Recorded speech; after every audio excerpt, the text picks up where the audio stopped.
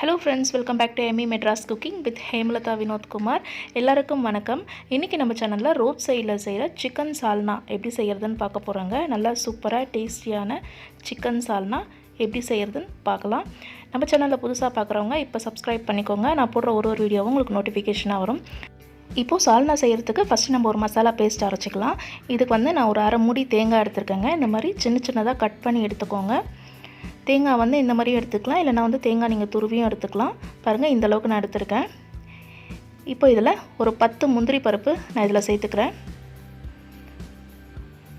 இது கூடவே ஒரு ஸ்பூன் கசகசா, இது கூட கொஞ்சமாக தண்ணி சேர்த்துட்டு இதனால் நம்ம மழியாக அரைச்சி எடுத்துக்கலாங்க.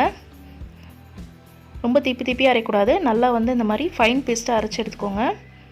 பாருங்கள், இந்த அளவுக்கு நல்லா அரைச்சிக்கோங்க.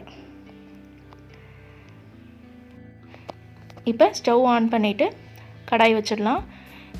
இதில் நான் ஒரு 2 டேபிள் ஸ்பூன் கடலெண்ணெய் சேர்த்துக்கிறேன். எண்ணெய் நல்லா சூடானதும் இதில் 2 துண்டு பட்டை, 2 ஏலக்காய், 3 கிராம்பு சேர்த்துக்கிறேங்க. இது கூடவே ஒரு ஸ்பூன் சோம்பு,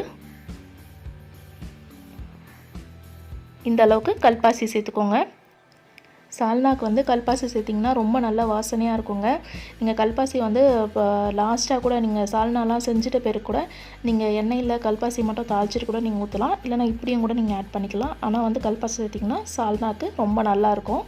இப்போ இது கூடவே 2 பெரிய வெங்காயம் பொடியாக கட் பண்ணி எடுத்து வச்சுருக்கேன். இப்போ இதையும் இது கூட சேர்த்துக்கலாம்.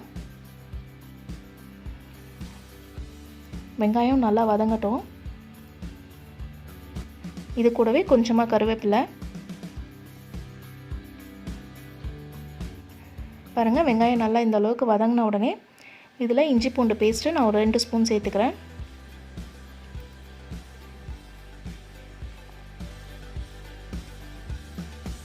இதையும் சேர்த்து இஞ்சி பூண்டோட பச்சை வாசனை போகிற அளவுக்கு வதக்கிக்கலாங்க. இப்போ இது கூட நான் ஒரு 2 தக்காளி பழம் சேர்த்துக்கிறேன். தக்காளி வந்து சால்னாக்கு அதிகமாக சேர்க்கக்கூடாது, ரொம்ப புளிப்பு வந்துடும். இந்த அளவுக்கு சேர்த்துட்டு இது கூடவே பொடியாக கட் பண்ண கொத்தமல்லி, பொடியாக கட் பண்ண புதினா சேர்த்துக்கோங்க. சால்னாக்கு வந்து புதினா சேர்த்திங்கன்னா ரொம்ப நல்லாயிருக்கும். கல்பாசி, புதினா இதெல்லாம் வந்து சால்னாக்கு வந்து மெயினான இன்க்ரீடியண்ட். இந்த மாதிரி நல்லா வதக்கிக்கோங்க. நல்லா வதக்கின உடனே இப்போ இதில் நம்ம எடுத்து வச்சுருக்க சிக்கனை சேர்த்துக்கலாம். நான் வந்து ஒரு 1/4 கிலோ சிக்கன் எடுத்திருக்கேன். இது கூடவே 2 பச்சை மிளகா, உங்களுக்கு காரம் எவ்வளோ வேணுமோ நீங்கள் சேர்த்துக்கலாம். நீங்கள் வந்து இதில் 5 பச்சை மிளகா கூட சேர்த்துக்கலாம், காரம் நல்லா சாப்பிடுவீங்கன்னா. இப்போ இந்த சிக்கனில் இருக்க ஈரம்லாம் போகிற அளவுக்கு நல்லா நம்ம வதக்கிக்கலாங்க.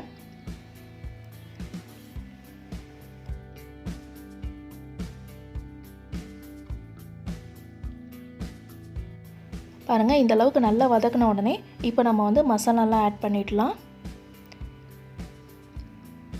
இப்போ இதில் 1/2 ஸ்பூன் மஞ்சள் தூள் சேர்த்துக்கிறேன். இது கூடவே 3 டேபிள் ஸ்பூன் குழம்பு மிளகாய் தூள். குழம்பு மிளகாய் தூள் எப்படி அரைக்கணும்னு சொல்லிட்டு நான் வீடியோ போட்டிருக்கேன், அதோட லிங்க் டிஸ்கிரிப்ஷனில் கொடுக்குறேன், செக் பண்ணிக்கோங்க. சேர்த்துட்டு இதுக்கு தேவையான அளவு உப்பு சேர்த்துக்கோங்க. இப்போ இந்த மசாலாலாம் வந்துட்டு நம்ம நல்லா சிக்கன் கூடவே நல்லா நம்ம பரட்டி எடுத்துடலாம். இந்த மாதிரி நல்லா வதக்கி விட்டிங்கன்னா அந்த மிளகாய் தூளோட பச்சை வாசனை நல்லா போய்டுங்க. இந்த மாதிரி நல்லா பரட்டிட்டு நம்ம வந்து தண்ணி ஆட் பண்ணிக்கலாம்.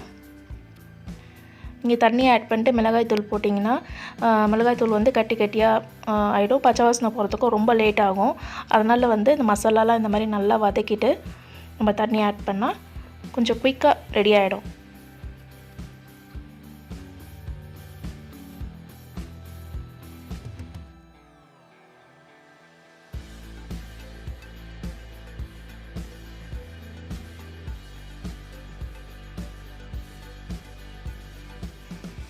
பாருங்கள், நல்லா வதக்கிட்டேன்.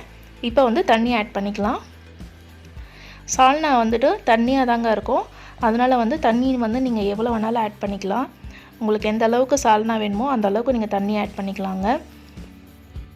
உங்கள் சால்னாவோட குவான்டிட்டி பொறுத்து நீங்கள் காரம், வெங்காயம், தக்காளி எல்லாமே ஆட் பண்ணுறதுல இருக்குது. நான் வந்து கொஞ்சமாக செய்கிறேன், அதனால் வந்துட்டு நான் ஒரு 3 டேபிள் ஸ்பூன் குழம்பு மிளகாய் தூள் ஆட் பண்ணேன், 2 பச்சை மிளகா போட்டேன். நீங்கள் வந்து நிறைய சால்னா செய்கிற மாதிரி இருந்தால் அதுக்கேற்ற மாதிரி காரம் ஆட் பண்ணிக்கோங்க. வெங்காய தக்காளியும் கொஞ்சம் கூட ஆட் பண்ணிக்கோங்க. இப்போ இது நல்லா இந்த மாதிரி மிக்ஸ் பண்ணிடலாம். பாருங்கள், இந்த மாதிரி நல்லா கொதி வரும்போது இப்போ நம்ம அரைச்சி வச்சுருக்க தேங்காய் பேஸ்ட்டை ஆட் பண்ணிடலாம்.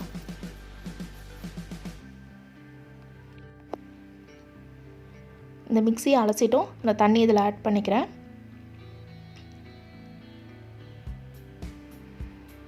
இப்போ இதை நல்லா மிக்ஸ் பண்ணிடலாம்.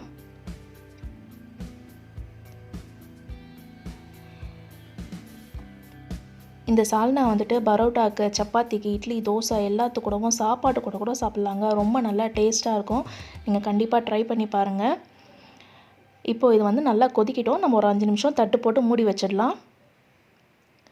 பாருங்கள், நான் 5 நிமிஷம் கழித்து ஓப்பன் பண்ணுறேன். நல்லா கொதி வருது. இப்போ இது ஒரு தடவை நல்லா மிக்ஸ் பண்ணிடலாம்.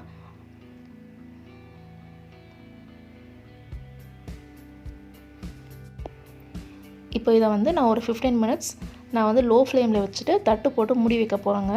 சால்னா வந்து நீங்கள் எந்த அளவுக்கு நல்லா கொதிக்க வைக்கிறீங்களோ அந்த அளவுக்கு டேஸ்ட் வந்து உங்களுக்கு நல்லா கிடைக்கும். இப்போ பாருங்கள், நான் ஒரு 1/4 ஹவர் கழித்து நான் ஓப்பன் பண்ணுறேன். நல்லா கொதித்து சூப்பராக ரெடியாக இருக்குது பாருங்கள் சால்னா. நல்லா எண்ணெய்லாம் பாருங்கள் தனியாக பிரிஞ்சு மேலே வந்திருக்கு.